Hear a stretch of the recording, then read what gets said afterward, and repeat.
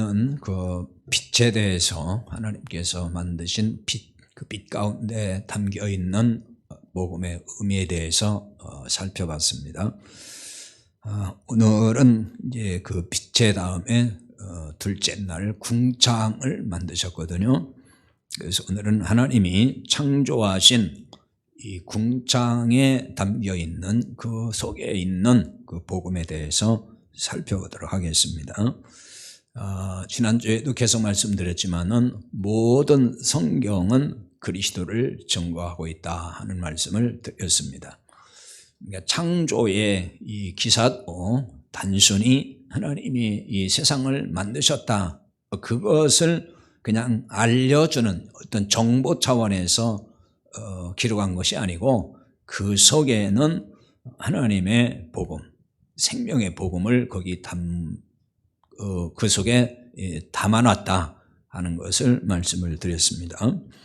그러니까 창조 기사에서도 그리스도를 증거한다, 생명의 주가 되시는 그리스도를 계시하고 있다는 것입니다. 다르게 말하면 이제 복음을 계시하고 있다는 뜻이 됩니다.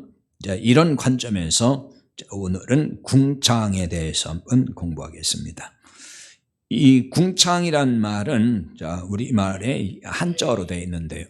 궁자는 하늘 궁자입니다. 창이란 말은 푸를 창자예요. 그래서 우리말 뜻으로 그냥 보면은 맑고 푸른 하늘이라는 말이 이제 궁창인데, 오늘 창세기에서 말하는 이 궁창은 원문에서 이거를 낚기야 그렇게 말합니다. 근데 이 낚기야라는 말은 두들겨서 편다, 그런 그 뜻의 동사 낚가라는 말이 있는데 거기서 유래한 단어입니다. 그러니까 두들기게 펴서 평평하게 했다, 그러니까 펼쳐졌다는 거예요. 그러니까 넓은 공간, 그런 뜻인 거예요. 그래서 이제 우리가 지금 그 대기권 혹은 뭐 어떤 우주 이런 말을 쓰잖아요. 그러니까 아까 넓은 그 세계, 우리 인간이 상상할 수 없는 광활한 세상이죠. 이제 그걸 표현한다고 볼 수가 있습니다. 그런데 하나님은 이 궁창을 하늘이라고 했어요. 8절입니다. 창세기 1장 8절이에요. 8절에 보면은, 자, 거기 읽어볼까요? 하나님이 궁창을 하늘이라 부르시니라 그랬죠. 하나님이 궁창을 하늘이라고 부르셨다. 궁창을 하늘이라고 명명했다는 것입니다. 근데 이제 1절에 보면은, 창세기 1장 1절은 잘 아시죠? 하나님이 태초에 천지를 창조하시니라 할 때에 천지에서 하늘과 땅이잖아요. 그러니까 하늘, 지, 땅이고, 그러니까 여기 하늘, 천할 때 그 말과 8절에서 하나님이 궁창을 하늘이라고 부르시니라 할 때에 그 단어가 똑같은 단어예요.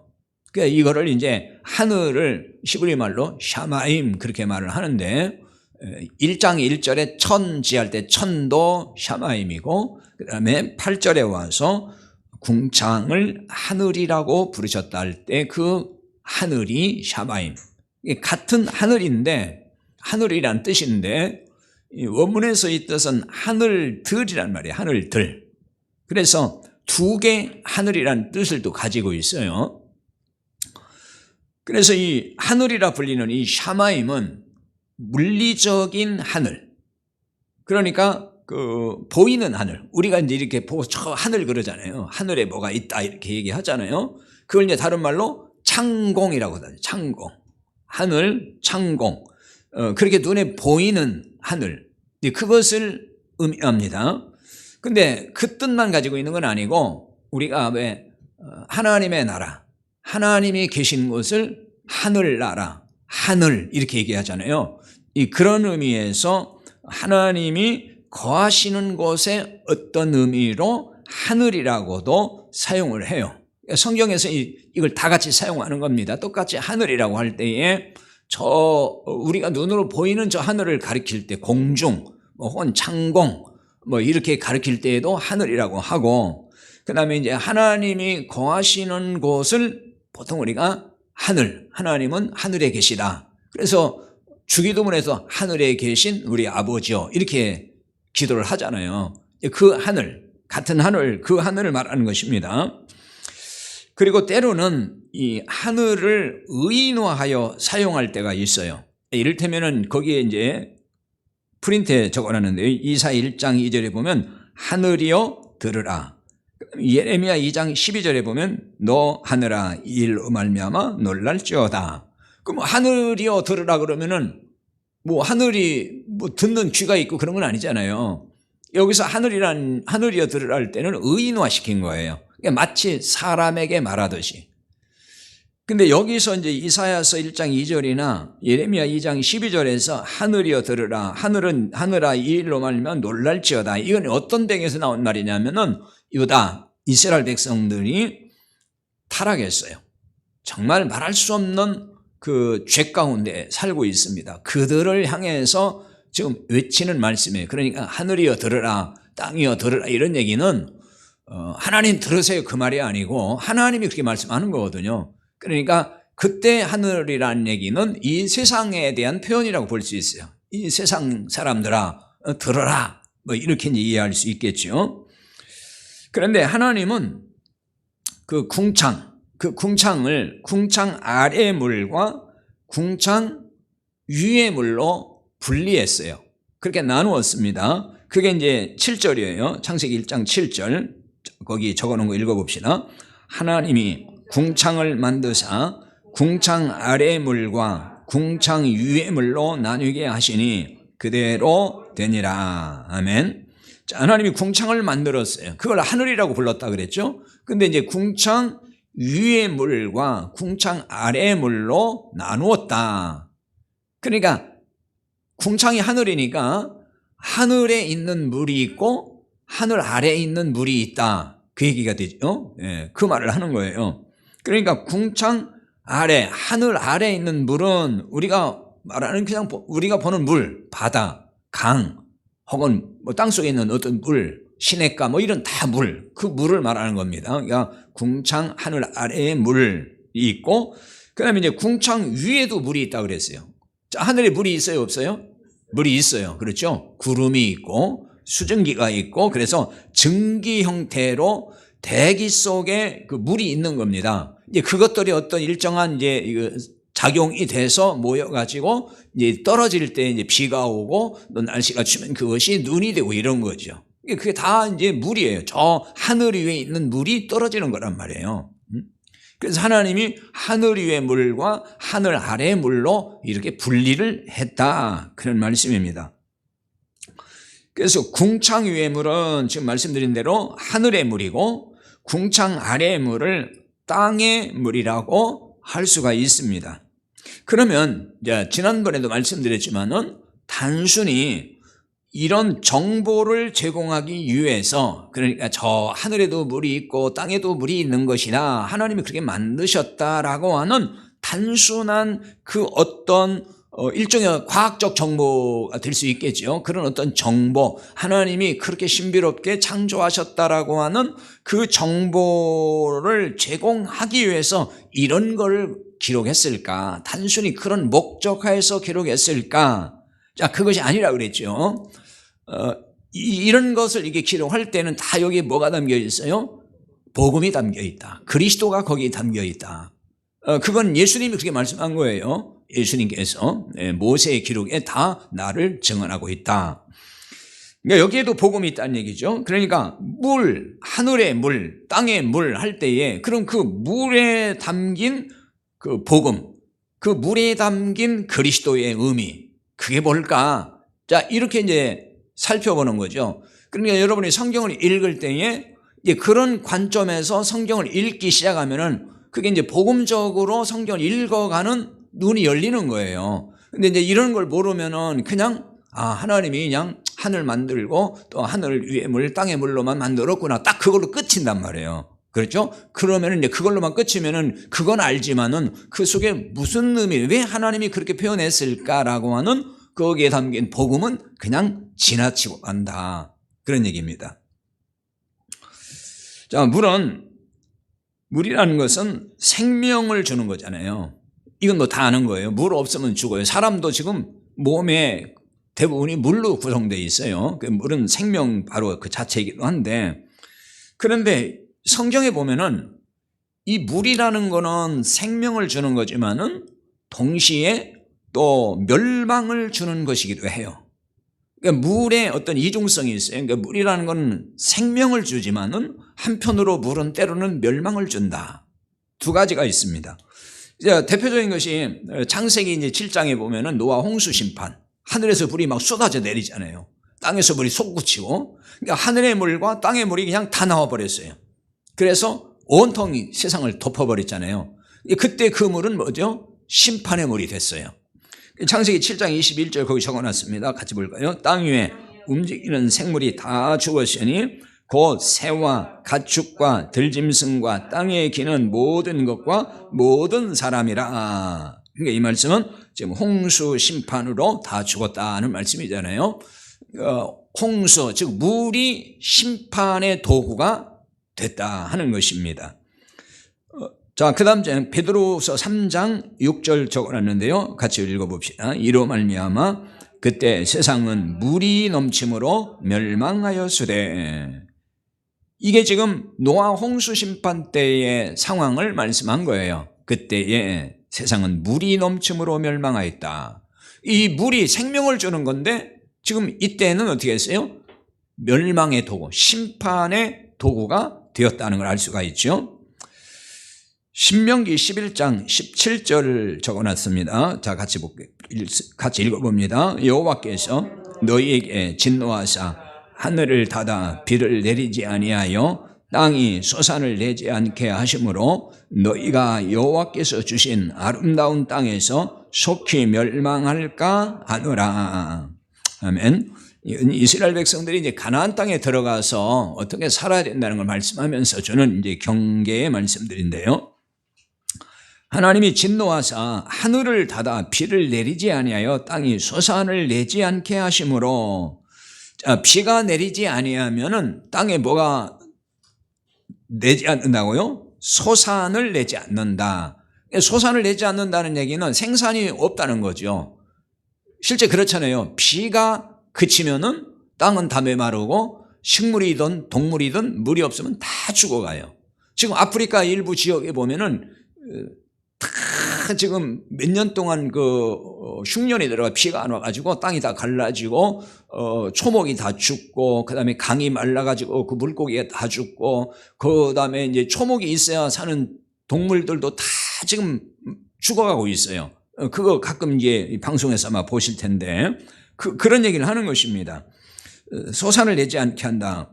그러니까 이 얘기는 뭐냐면은 물이 없으면은 이렇게 죽음의 땅이 된다.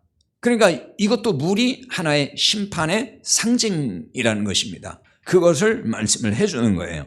다시 말하면은 하늘을 닫아, 이 말은 뭐냐면은 하늘을 닫는다는 얘기는 하나님의 은혜가 없으면, 그 말이에요. 은혜가 없으면은 결국은 다 사람은 죽을 수밖에 없다. 그 말을 우리에게 깨닫게 해주는 것입니다. 그럼 물은 이렇게 이제 심판의 도구가 되었어요. 그래서 심판의 상징으로도 쓰이는 말이 바로 물입니다. 생명을 주는 물은 예수 그리스도를 말하는 거예요. 그래서 예수 그리스도는 생명을 주시는 분이지만은 또 믿지 않는 자에게는 심판의 주님이 돼요. 그러니까 물이 지금 뭐라겠죠? 말씀드린 대로 물이 생명을 주는 거지만은 때로는 심판이 되는 것처럼 예수 그리스도가 우리의 생명의 물이 되시는데, 그 예수 그리스도를 믿는 자는 생명을 얻지만은 예수 그리스도를 믿지 않고 거부하면은 그게 바로 이제 심판의 물과 같다. 예수님은 심판의 주가 또 되신다 하는 것입니다. 자, 그걸 볼 수 있는 게 요한복음 5장 26절 27절입니다. 거기 읽어보겠습니다. 같이. 아버지께서 자기 속에 생명이 있음 같이 아들에게도 생명을 주어 그 속에 있게 하셨고 또 인자됨으로 말미암아 심판하는 권한을 주셨느니라. 아멘. 아버지께서 자기 속에 생명이 있습니다. 아들에게도 생명을 주어 아들 예수님에게도 생명을 주어 그 속에 있게 하셨고 또 인자됨으로 말미암아 심판하는 권한을 주셨다. 그러니까 예수님은 생명 자체고 그래서 예수님은 생명을 주시는 분이지만은 또 한편으로는 거부하고 믿지 않으면은 심판하는 권한을 받았기 때문에 예수님이 또 심판하신다 하는 말씀을 하고 있습니다. 자, 그 다음에 요한복음 9장 39절, 자, 거기에 말씀도 보겠습니다. 읽습니다. 예수께서 이르시되 내가 심판하러 이 세상에 왔으니 보지 못하는 자들은 보게 하고 보는 자들은 맹인이 되게 하려 함이로다. 아멘.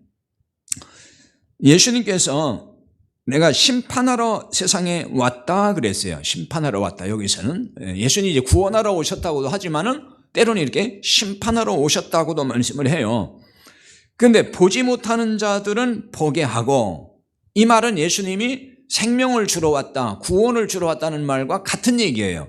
보지 못하는 자들은 보게 하고 보는 자들은 맹인이 되게 하려 함이라. 이게 이제 심판을 말하는 거예요. 이런 얘기예요.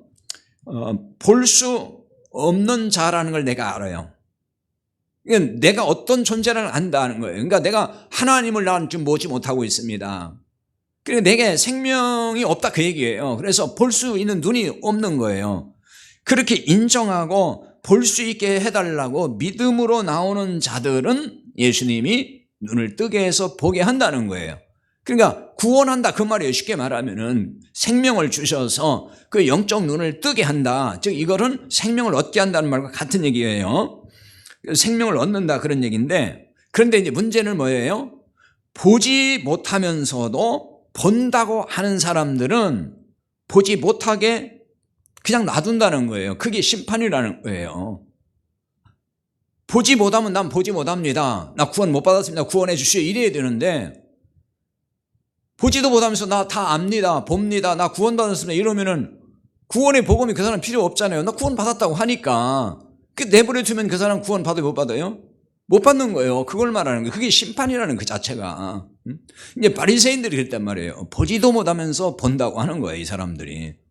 그러니까 그런 사람들은 예수님께서 심판한다는 얘기는 뭐 갑자기 무슨 저주를 내려가지고 막 죽인다 그 얘기가 아니고 그냥 내버려 둔다는 얘기예요. 왜? 아니 본다고 자꾸 하니까 다 믿는다고 말을 하니, 근데 믿는 것도 아니면서 믿는다고 하고 보지도 못하면서 본다고 하고 구원받은 것도 아닌데 구원받았다고 하고, 그러니까 더 이상 뭐 할 얘기가 없잖아요.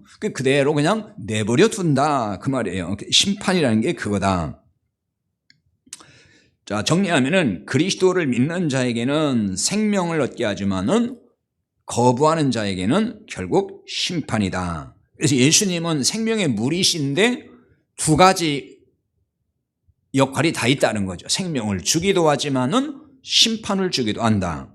자, 물은 그래서 말씀드린 대로 생명을 주는 거예요. 생명에 대한 상징. 예레미야 17장 8절 적어놨습니다. 자, 읽습니다. 그는 물가에 심어진 나무가 그 뿌리를 강변에 뻗치고 더위가 올지라도 두려워하지 아니하며 그 잎이 청정하며 가무는 해도 걱정이 없고 결실이 그치지 아니하리라. 아멘. 물가에 심어진 나무가 뿌리를 강변에 뻗치고 더위가 올지라도 두렵지 않고 잎이 청정하다. 가무는 해도 걱정이 없다. 이 얘기는 뭐예요? 물에서 생명을 얻는 거니까 물이 계속 공급되니까 그 나무가 계속 생명을 유지하고 거기에서 결실까지 한다는 얘기죠. 그래서 물이 생명을 주는 것이다. 이사야 55장 10절입니다. 그거 읽어보겠습니다. 이는 비와 눈이 하늘로부터 내려서 그리로 되돌아가지 아니하고 땅을 적셔서 소출이 나게 하시며 싹이 나게 하시며. 아멘. 비와 눈이 하늘로부터 내려서 그리로 되돌아가지 않고 땅을 적신다. 비와 눈이 물이죠. 이 물이 하늘에서 내려서 땅을 적시고 그렇게 해서 소출이 나게 하신다. 싹이 나게 하신다. 이 얘기는 생명을 주는 물을 지금 말하는 거죠. 예레미야 17장 13절도 보겠습니다. 이스라엘의 소망이신 여호와여, 무릇 주를 버리는 자는 다 수치를 당할 것이라. 무릇 여호와를 떠나는 자는 흙의 기록이 되오리니 이는 생수의 근원이신 여호와를 버림이니라. 아멘. 이스라엘의 소망이신 여호와의 무릇 주를 버리는 자는, 버린다는 얘기는 떠난다는 말이에요. 주를 떠나는 자는 다 수치를 당할 것이라. 무릇 여호와를 떠나는 자는, 여기서 떠난다는 얘기는 앞에서 버린다는 말과 좀 다른 얘기인데요, 여기서 떠난다는 얘기는 빗나간다 그런 얘기고 고개를 돌린다는 얘기예요. 여호와 하나님에게서 고개를 돌려버려요. 그래서 빗나간다. 그런 사람은 흙의 기록이 된다 그랬어요. 흙의 기록이 된다. 흙의 기록이 된다는 얘기는 결국은 땅에 이제 기록한다는 얘기인데, 이거는 지워버릴 것이 되고 마는 그런 존재를 말하는 것입니다. 생수의 근원이신 여호와를 버리면은 이렇게 된다 그런 얘기입니다. 자, 이렇게 보면은 하늘의 물은, 자, 하늘의 물, 아까 하늘의 물과 땅의 물 그랬죠. 하늘의 물은 생명의 근원이신 하나님을 상징하고 하나님을 보여주는 거예요. 그러니까 이제 이걸 신약적으로 말하면은 그리스도를 말씀하는 것이고, 또한 생명의 진리, 복음의 말씀을 뜻하는 것입니다. 그래서 이제 거기 요한복음 4장 13절 14절 적어놨습니다. 자, 읽어볼까요? 예수께서 대답하여 이르시되 이 물을 마시는 자마다 다시 목마르려니와 내가 주는 물을 마시는 자는 영원히 목마르지 아니하리니 내가 주는 물은 그 속에서 영생하도록 솟아나는 샘물이 되리라. 아멘. 지금 이것은 예수님께서 사마리아를 이제 지나가시게 되는데, 사마리아 수가성이라고 하는 동네에 야곱의 우물이 있는데, 그 우물가에서 좀 이게 피곤해서 쉬실 때에 사마리아 여인이 이제 물길로 나왔잖아요. 물길로 나오니까 예수님께서 그 여인에게 이제 물 좀 달라 그래요. 근데 이 여인이 떡하니 보니까 유대인 남자가 여자인, 사마리아 여자인 자기 물을 달라 그러니까, 왜 당신 유대인인데 나에게 물 달라고 하느냐. 왜냐하면 이제 유대인과 사마리아 사람은 상종을 안 하는데 당신이 왜 나한테 물을 달라고 하느냐 이렇게 얘기한단 말이에요. 그러니까 예수님께서 뭐라고 하냐면은, 내가 하나님이 주시는 선물과 또 물 달라고 하는 내가 누군지 안다면은 오히려 내가 나한테 물 좀 달라고 할 것이다 이렇게 말씀을 해요. 이 여인이 그게 무슨 말인지 못 알아들어요. 그렇잖아요. 갑자기 내가 물 너한테 줄 수 있다, 내가 누군지 아는, 내가 오히려 나한테 물 달라고 할 텐데 이렇게 말씀하니까 벙찐 거예요. 그래서 하는 말이, 아니 이 우물이 얼마나 깊은 줄 압니까? 당신 물 기를 기릇도 없고 아무것도 없는데 어떻게 나한테 물을 준다는 겁니까? 그리고 이 물은 우리 조상 야곱이 우리에게 준 물이고, 그 야곱이 그 위대한 분인데 당신이 무슨 뭐 야곱보다도 큰 사람입니까? 야곱이 이 우물을 우리에게 주듯이 당신이 우리에게 이런 뭐 생수라도 파서 준다는 얘기입니까? 이런 얘기예요. 그때에 이제 예수님이 하신 말씀이 바로 지금 4장 13절 14절인 거예요. 요한복음 4장 13절에 14절. 이 물을 마시는 자마다 다시 목마를 것이다. 이 물은 이제 야곱의 우물, 수가성인 야곱의 우물이에요. 이 물을 먹는 자는 또다시 목마르겠지만은 내가 주는 물을 마시는 자는 영원히 목마르지 않는다. 그리고 내가 주는 물은 그 속에서 영생하도록 솟아나는 샘물이 된다. 이렇게 말씀을 하십니다. 그러니까 이 물을 마시는 자마다 다시 목마르려니와, 이 물은 자 수가성의 야곱의 우물물, 그 물이에요. 지금 여기서 야곱의 우물물은 수가성 여인이 지금 들어왔던 물이잖아요. 그러니까 이건 뭘 표현하는 거냐면은, 수가성 여인이 목말라 하고 있는 이 세상 것들, 이 세상 것에 대해서 목말라 하고 있다 그 얘기입니다.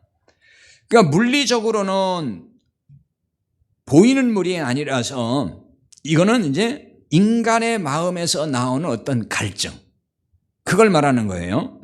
그러니까 이 물이 바로 궁창 아래의 물과 같다는 거예요. 하늘의 물이 아니고 땅의 물. 이 땅의 물들이라는 거는 사람에게 영원한 생수가 되지 못한다, 영원한 갈증을 해결해 주지 못한다는 거죠. 그러니까 인간이 그런데 그 물을 계속 마시면서 갈증을 해결하고 싶어 해요. 다시 말하면은 사람들이 전부 이 세상 걸 통해서 인간의 목마름을 해결하려고 하잖아요. 그게 물론 여러 가지가 있죠. 어떤 사람은 돈을 통해서, 어떤 사람은 명예를 통해서, 어떤 사람은 권력을 통해서, 혹은 어떤 사람은 뭐 어떤 그 쾌락을 통해서, 뭐 등등 이런 걸 통해서 인간의 그 갈증이라는 게 있잖아요. 목마름. 막 돈에 갈증 느끼는 사람도 있고, 권력에 갈증 느끼는 사람도 있고, 명예에 갈증 느끼는 이런 여러 부류의 사람들이 있잖아요. 그렇게 뭔가 이 땅에서 그 물이거든. 그게 물을 자꾸 그런 물을 마시고 싶어 하는데 계속 목마르다는 거예요. 갈증이 해결이 안 된다는 얘기잖아요, 지금. 그래서 사람들은 세상에서 인생 갈증을 해결하기 위해서 다 자기 나름대로 물을 얻기 위해 우물을 판다는 거예요. 전부 사람들이 우물을 파요. 거기서 뭔가 생수를 얻고 싶어가지고 영원한 갈증을 해결하고 싶어서. 예레미야 2장 13절에 보면은 나와 있어요. 자, 거기 적은 거 읽어봅시다. 내 백성이 두 가지 악을 행하였나니 곧 그들이 생수의 근원되는 나를 버린 것과 스스로 웅덩이를 판 것인데 그것은 그 물을 가두지 못할 터진 웅덩이들이니라. 아멘. 생수의 근원이신 주님을 버리고 스스로 웅덩이를 팠다 그랬어요. 여기 이제 웅덩이라는 말의 원문의 뜻을 보면은 우물이란 말이에요. 단순히 뭐 이렇게 조그만 웅덩이 하나 파는 게 아니고 우물 판다 그 말입니다. 우물을 이제 파는데 스스로 우물을 파서 거기서 지금 뭘 얻고 싶은 거죠? 생수를 마시고 싶어서 우물을 판다는 거예요. 지금 인생이 우물을 파고 생수를 마시고 싶어 한다는 얘기는 지금 물리적인 우물이 아니고 보이지 않는 어떤 우물을 판단 말이에요. 사람들이 자기가 뭔가를 지금 막 일궈내서 거기서 자기 인생의 갈증을 해결하려고 한다 그 말입니다. 그러니까 유다 백성들이 그랬던 거예요. 생수의 근원되는 하나님을 떠나고 하나님은 버리고 하나님 필요 없습니다. 우리가 그냥 생수를 얻겠습니다. 우리의 갈증을 우리가 해결하겠습니다. 우리가 열심히 하면 됩니다. 이렇게 했다 그 말이에요. 그래서 열심히 마치 우물 파가지고 생수를 얻으려고 하는 사람같이 노력을 한 거예요. 근데 그 우물이 어떤 우물이냐? 터진 웅덩이, 터진 우물이라는 거예요. 터졌다는 얘기는 완전히 다 깨졌다, 부서졌다 그런 뜻이거든요. 그러니까 파긴 파는데 그 물이 다 그 웅덩이, 그 우물이 다 터져 나가가지고 물이 다 그냥 다 흘러나가 버린다는 거예요. 그래서 거기서 얻을 수가 없다. 진짜 생수를 얻을 수가 없다. 그 얘기를 지금 하는 것입니다. 그러니까 이 말은 인간이 하나님을 떠나서 생수를 찾아 우물을 파지만은 그거는 다 헛수고일 뿐이라는 것입니다. 인간의 노력으로 세상에서 아무리 이 인간의 목마름을 해결하기 위해서 뭐 가진 우물을 다 파도 그것이 인간을 만족시킬 수 없다는 거죠. 목마름을 해결해 줄 수가 없다는 거예요. 그러니까 자신이 판 우물에서 목마름을 해결하고자 하지만 갈증은 사라질 수가 없다. 갈증이 사라지질 않아요. 다른 말로 말하면 인간이 그러니까 끝없이 욕망에 시달리고 욕심을 부리고 탐심에 빠지는 이유가 뭐예요? 갈증이거든요. 그게 목마른 거예요. 항상 계속 더 마시고 싶은 거예요. 쉽게 말하면 공창 아래 물로는 인간의 목마름이 해결되지 않는다. 이 땅의 물로는 결코 우리의 목마름을 해결할 수가 없다 그 얘기입니다. 그럼 이 목마름을 해결할 수 있는 길이 어디에 있겠어요? 어떤 물이에요? 하늘의 물이죠. 하늘의 물. 하늘의 물이 아니면 안 되는 거예요. 자, 그거를 보여주는 것이 이사야서 55장 1절에서 3절인데요. 그 프린트는 1절에서 2절만 적었는데 3절입니다. 3절 바꿔 적으세요. 자, 이사야 55장 1절에서 3절 같이 읽어보겠습니다. 오호라 너희 모든 목마른 자들아 물로 나오라 돈 없는 자도 오라 너희는 와서 사먹되 돈 없이 값없이 와서 포도주와 젖을 사라 너희가 어찌하여 양식이 아닌 걸 위하여 은을 달아주며 배부르게 하지 못할 걸 위하여 수고하느냐 내게 듣고 들을지어다 그리하면 너희가 좋은 것을 먹을 것이며 너희 자신들이 기름진 것으로 즐거움을 얻으리라. 너희는 귀를 기울이고 내게로 나와 들으라. 그리하면 너희의 영혼이 살리라. 내가 너희를 위하여 영원한 언약을 맺으리니 곧 다윗에게 허락한 확실한 은혜이니라. 아멘. 목마른 자들아 물로 나오라 그랬어요. 목마른 자들아 물로 나오라. 그러니까 인생에 갈증을 느끼는 사람들, 갈증을 해소하지 못해서 다 헐떡이는 사람들이 있잖아요. 하나님께 나오라는 얘기입니다. 지금 물로 나오라. 자, 하늘의 물 마시게 나오라는 얘기와 같은 거예요.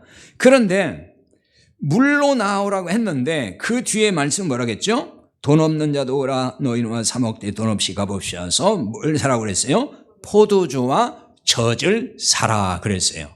아니 물로 나오라 그러면 물을 주겠다고 해야 되는데 그 목마른 사람한테 지금 포도주와 젖을 준다는 얘기잖아요. 지금 물이 아니고 이제는 포도주와 젖이라 그랬어요. 근데 사실은 이게 같은 얘기를 하는 거예요. 이 말은 뭐냐면은 목마름을 해결할 수 있는, 그러니까 이제 육체 갈증이 아니에요. 포도주와 젖은 갈증 날 때 그것이 그렇게 갈증 해결에 도움이 안 될 거예요.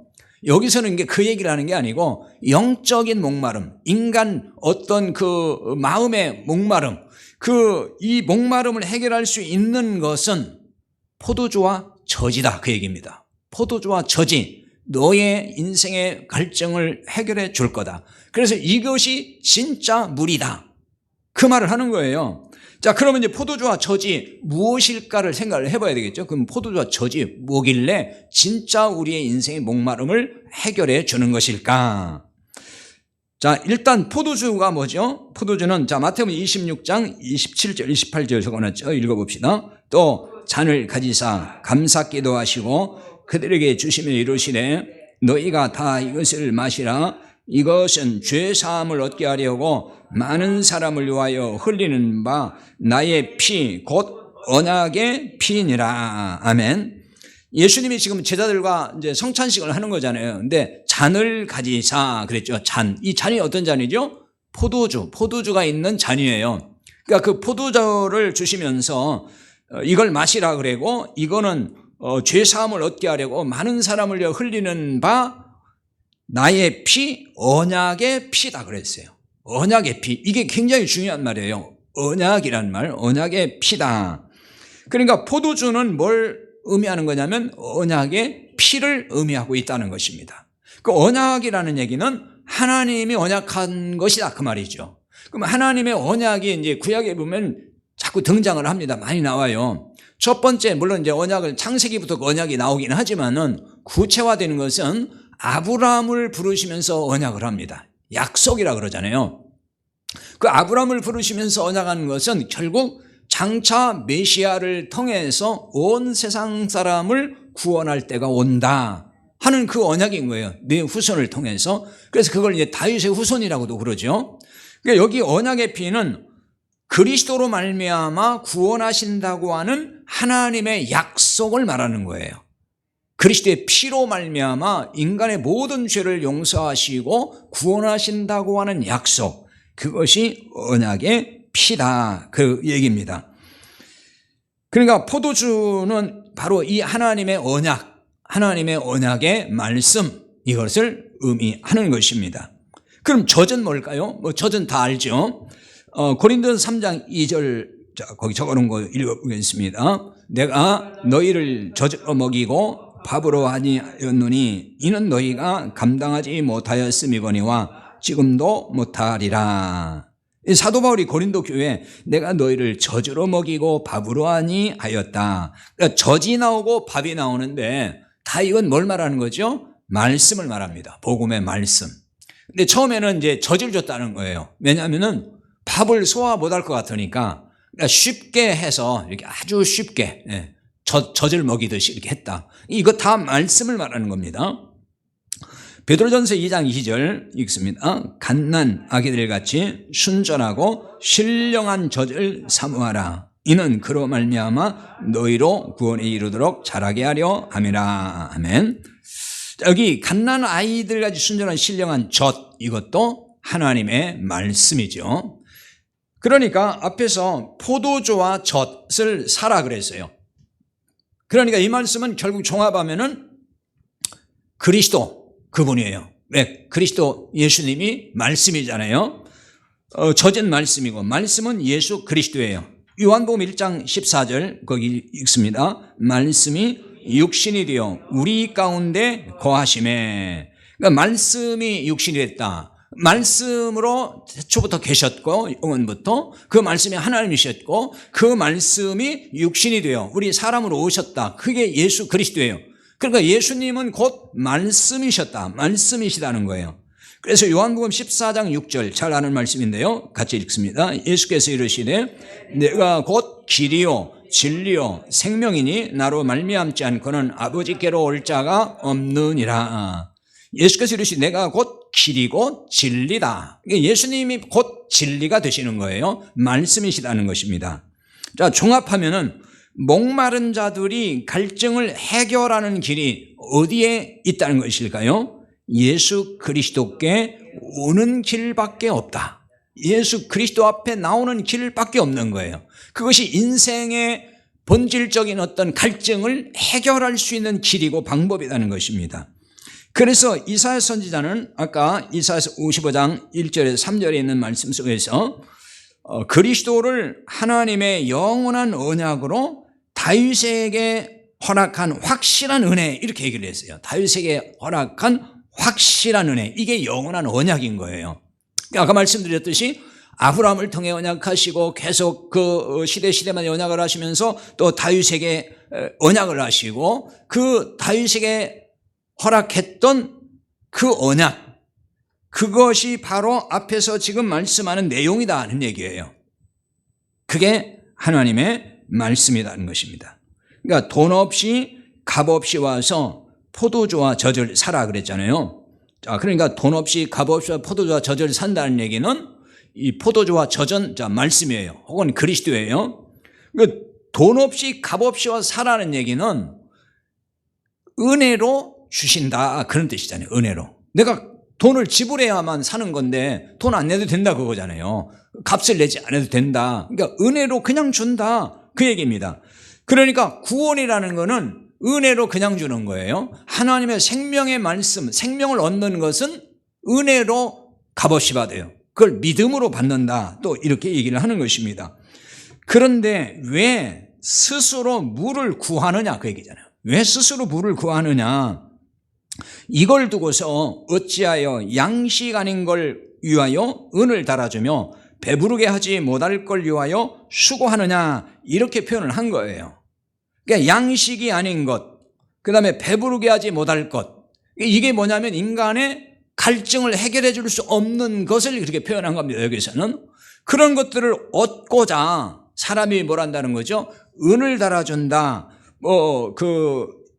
그걸 위해서 수고한다는 얘기는 인간이 그런 것들을 통해서 갈증을 해결하고자 자기가 열심히 뭔가를 노력한다는 거예요.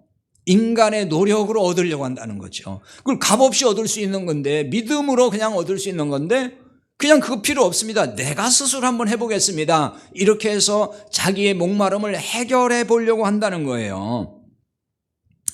그래서 수고한다는 말은 인간 노력의 산물로 목마름을 해결하려고 든다 그런 얘기입니다.